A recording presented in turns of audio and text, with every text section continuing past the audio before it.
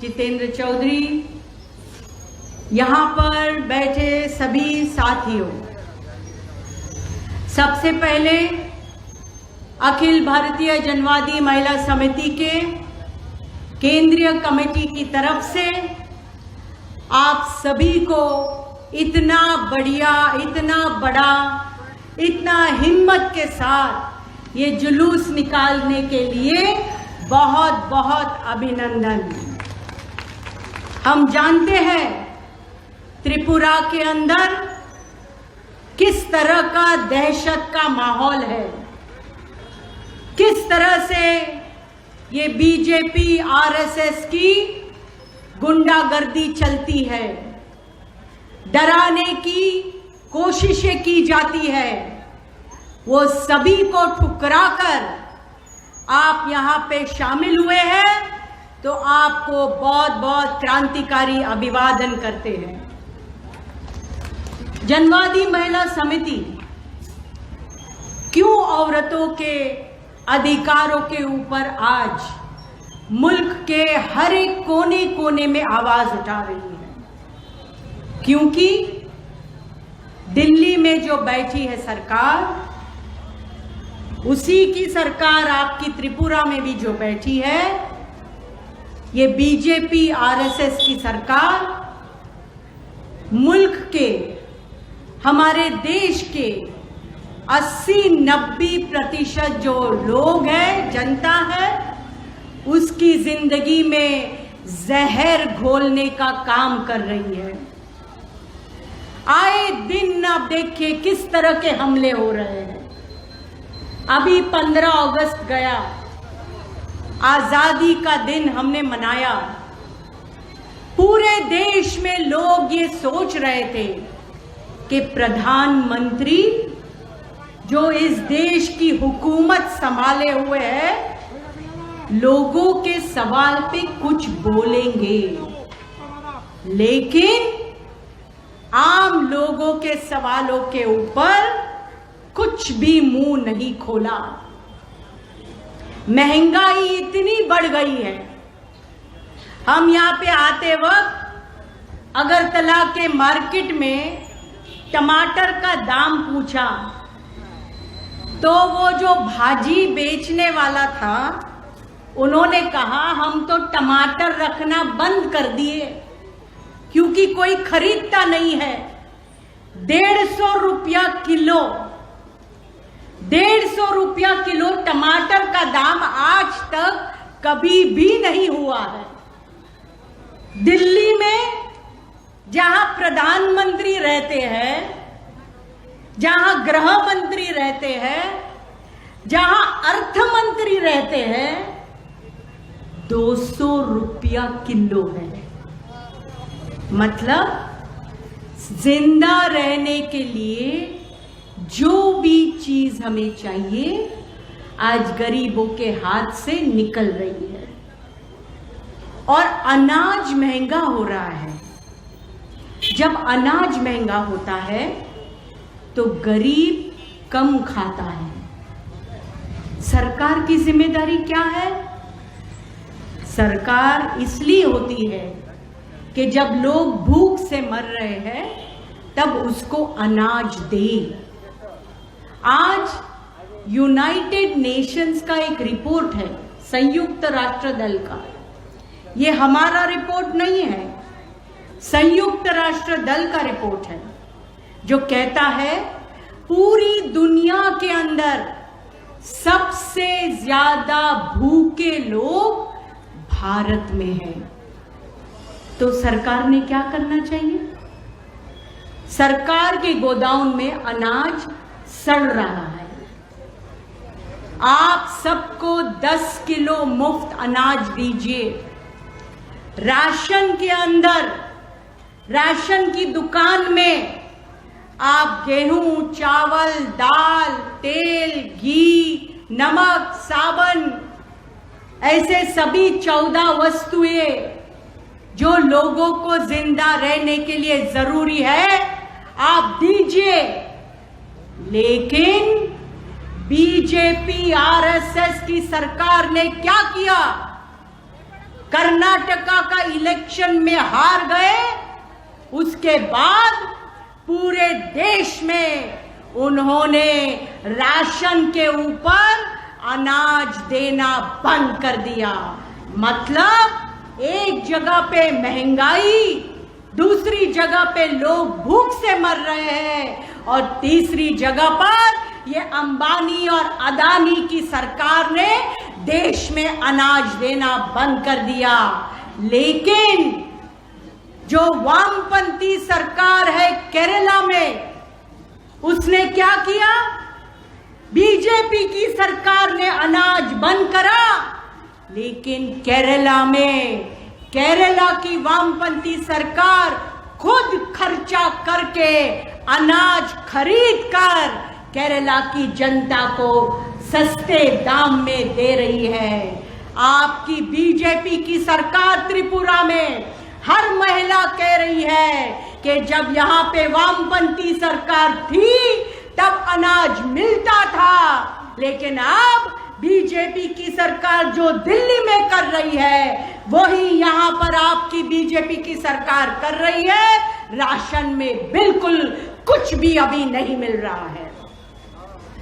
रोजगार गारंटी का काम बंद हो गया। पहले काम मिलता था यहाँ पर। मोदी सरकार क्या कर रहा है? रोजगार गारंटी के लिए बजट के अंदर पैसा कम कर रहे हैं। आज कहीं काम नहीं मिल रहा है। आप देखिए, अभी अलग अलग जगह पर हम उत्तर प्रदेश में गए थे। उत्तर प्रदेश में चाय की दुकान होती है ना रास्ते पे, तो ऐसे कहते हैं चाय वाला प्रधानमंत्री है, चाय बेचता था, पता नहीं किसी ने देखा नहीं, लेकिन बोलते हैं। तो अभी यूपी में वहां की जो डबल इंजन सरकार है, कहीं नौकरी नहीं मिल रही, तो चाय की दुकान, यहाँ पे भी भाई चाय बेच रहे हैं, सामने वो ऐसा बोर्ड लगाया है IIT चाय वाला। IIT किया लेकिन नौकरी नहीं। कोई इंजीनियरिंग किया, नौकरी नहीं, तो बोर्ड लगाया इंजीनियर चाय, कहीं लगाया PhD डॉक्टर चाय। मतलब बच्चे पढ़े लिखे, लड़कियां लड़के, कहीं रोजगार नहीं मिल रहा है। और आप याद रखिए, त्रिपुरा में याद रखिए, ये भूलना नहीं चाहिए किस तरह से गरीब का अपमान करती है ये बीजेपी RSS। जब लोग बोलते हैं काम दीजिए, फैक्ट्रियां खोलिए, जो खाली जगह है सरकारी क्षेत्र के अंदर, रेलवेज में, बैंक में, यूनिवर्सिटी में, इंश्योरेंस सेक्टर में, जो पोर्ट्स है वहां पर सभी जगह पे लाखों जगह खाली है। अस्पतालों में, सरकारी अस्पताल में डॉक्टर नहीं, नर्स नहीं, लेकिन डॉक्टर बेरोजगार, नर्स बेरोजगार, टीचर B.Ed किया, M.Ed किया, बेरोजगार। तो आप नौकरी दीजिए, वहां नौकरी नहीं दे रहे हैं। और अमित शाह ने क्या कहा अपने भाषण में?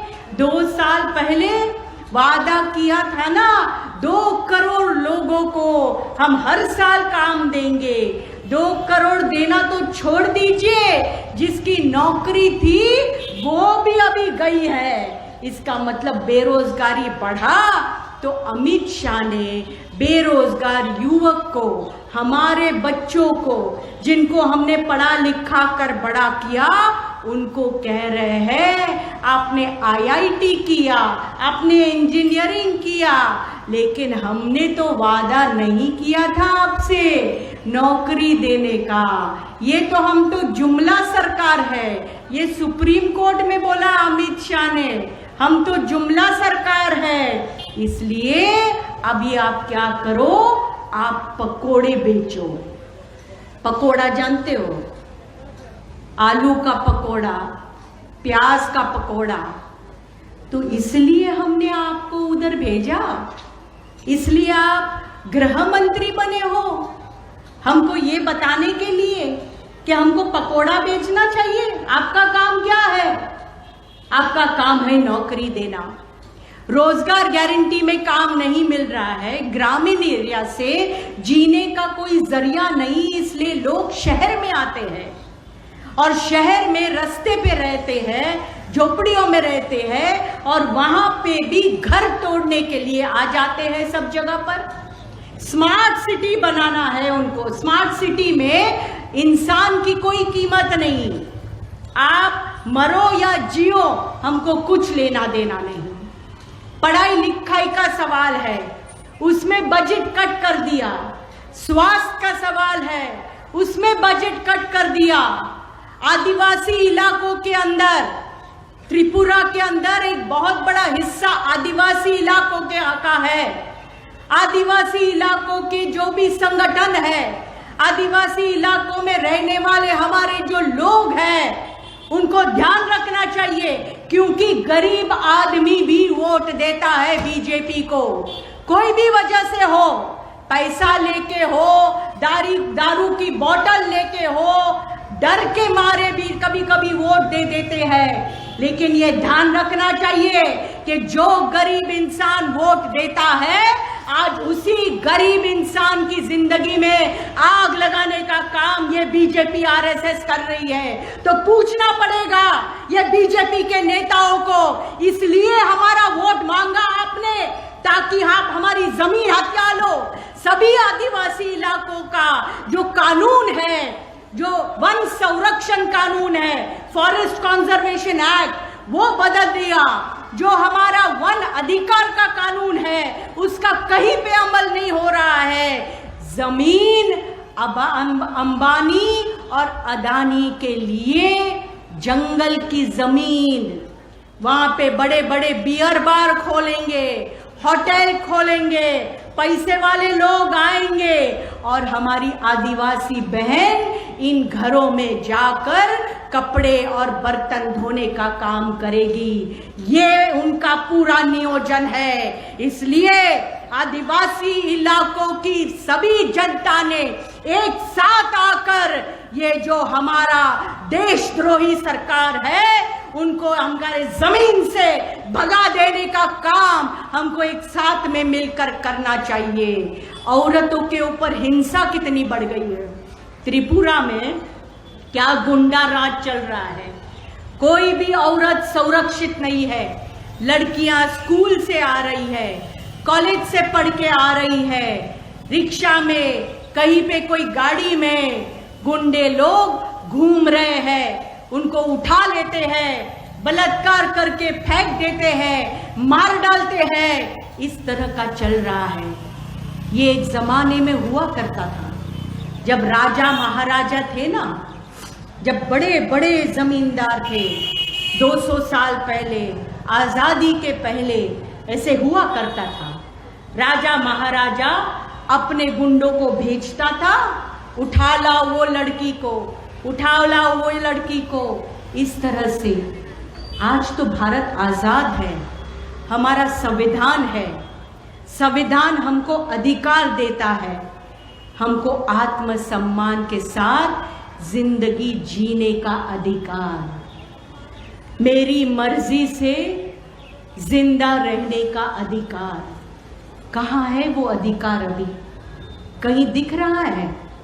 संविधान ने जो अधिकार दिया, ये अधिकार बीजेपी आरएसएस छीनना चाहती है। औरतों को ये तय करना पड़ेगा। हम यहाँ पर ये सिर्फ नहीं कहने आए हैं, ये सवाल आज बीजेपी को हराओ, इसको जिताओ, सिर्फ यहाँ तक सीमित नहीं रह गया है। ये सवाल क्या है? सवाल है आज एक भारतीय नागरिक, कोई भी हो, त्रिपुरा के हो, अगरतला के हो, महाराष्ट्र के हो, यूपी के हो, दिल्ली के हो, भारतीय नागरिक कोई भी भाषा का हो, धर्म का हो, जात का हो, उसको सम्मान के साथ जीने का अधिकार जो संविधान ने दिया है वो बचने वाला है कि नहीं। ये आरएसएस बीजेपी की सरकार संविधान में विश्वास नहीं रखती। वो लाना चाहती है मनुस्मृति को इस देश के अंदर, जो कहता है इस देश में सबको बराबरी का अधिकार नहीं। दलित है, आदिवासी है, मुसलमान है, क्रिश्चियन है, औरतें हैं, ये सब दुय्यम है। उनको जैसे हम कहेंगे वैसा ही रहना पड़ेगा। इसका मतलब क्या है? इसका मतलब आपको इस देश में सम्मान के साथ जीने का अधिकार नहीं है। इसलिए सब जगह पर आप देखिए, दिल्ली में बुलडोजर चलाया मुसलमानों के घर के ऊपर, हरियाणा में मेवात के अंदर मुसलमानों के घरों के ऊपर हमला किया, छत्तीसगढ़ में क्रिश्चियन समाज के पूरे घर बर्बाद कर दिए, चर्च के ऊपर हमला किया, झारखंड के अंदर आदिवासियों के घर तोड़े उनकी जमीन हथियाने के लिए, महाराष्ट्र के अंदर, मध्य प्रदेश के अंदर दलितों के ऊपर, दलित औरतों के ऊपर उन्होंने हमला किया। मतलब ये बीजेपी आरएसएस की सरकार नफरत की